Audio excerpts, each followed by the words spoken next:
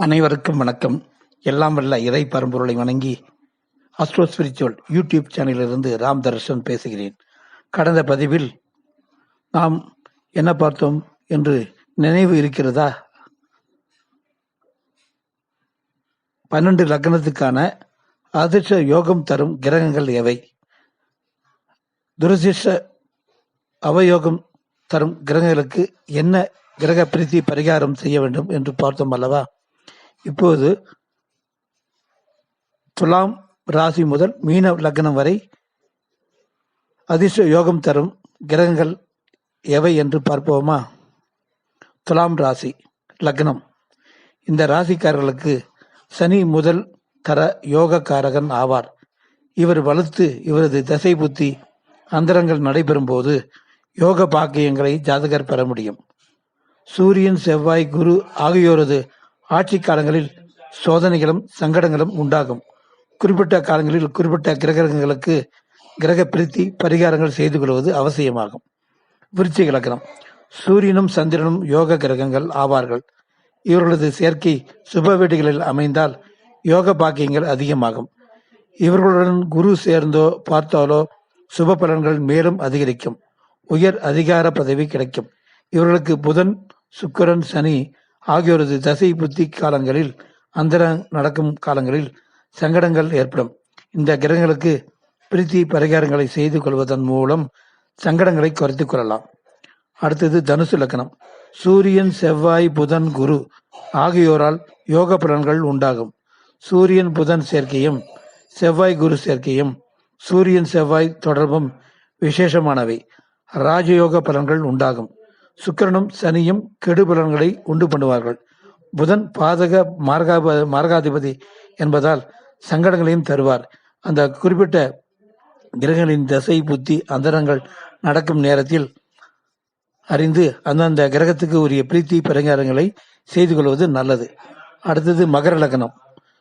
சுக்கிரன் முதல் தர யோகக்காரகன் ஆவார்.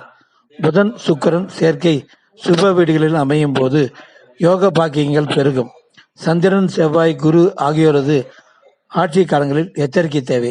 ஏனென்றால் தீய பலன்களை கொடுக்கும் கிரகங்கள் சந்திரன் செவ்வாய் குரு ஆகியவை. அந்த கிரகங்களுக்கான கிரக சாந்தி பரிகாரங்களும் பிரீத்திகளும் செய்து கொள்வது நல்லது. அடுத்தது கும்பலக்கணம். கும்பலக்கணத்திற்கு சுக்கிரன் முதல் தர யோகக்காரக கிரகம் ஆவார். செவ்வாயும் சுக்கிரனும் சுபஸ்தானங்களில் இணைவது விசேஷமாகும். இவர்களுக்கு சந்திரன் செவ்வாய் குரு ஆகியோரால் தொல்லைகளும் துன்பங்களும் பெருகும் சூழும். குறிப்பிட்ட கிரகங்களின் தசை புத்தி அந்தர காலங்களில் பிரீத்தி பரிகாரங்களில் செய்து கொள்வது அவசியமாகும். இறுதியாக மீன லக்னம். மீன லக்னத்திற்கு செவ்வாய் சந்திரன் குரு ஆகியோரால் யோக பலன்கள் உண்டாகும். செவ்வாய் குரு சேர்க்கையும் செவ்வாய் சந்திரன் இணைவும் விசேஷமான ராஜயோகத்தை தரும். சூரியன் புதன் சுக்கிரன் சனி ஆகியோரது தசை புத்தி அந்தர காலங்கள் மிகவும் சோதனையான காலங்களாகும். அவை தீய பலன்களை கொடுக்கும் அல்லவா? ஆகவே அந்த கிரகத்திற்கு உரிய கிரக பிரீத்தி பரிகாரங்களை செய்து கொள்வது நல்லது. உங்களுடைய ஜாதகத்தை ஜோதிடரிடம் கொடுத்து மேற்கண்ட பலன்களை பார்த்து தெளிவுபடுத்திக் கொண்டு நல்ல கிரக யோகம் தரும் கிரக மகாதிசை புத்தி அந்தரங்களில் நல்ல காரியங்களை செய்து கொள்வதும், தீய பலன்கள் கொடுக்கும் கிரக மகாதிசை புத்தி அந்தரம் நடக்கும் காலங்களில் எச்சரிக்கையாகவும் கிரக பிரீத்தி பரிகாரங்கள் செய்து கொள்வது நல்லது. அதே சமயம் பரிகார ஸ்தலத்துக்கு செல்ல இயலாத முடியாதவர்கள் வீட்டிலேயே வேத விற்பனர்களை கொண்டு பிரீத்தி கிரக சாந்தி பரிகாரங்கள் ஹோமங்கள் செய்து கொள்வது நல்ல பலன்களை கொடுக்கும். உங்களுக்கு சிறப்பு பலன்களை வழங்கும் கிரகங்களையும் அவர்களுக்கு உரிய தெய்வங்களையும் அனுதினமும் வழிபடுவது விசேஷம்.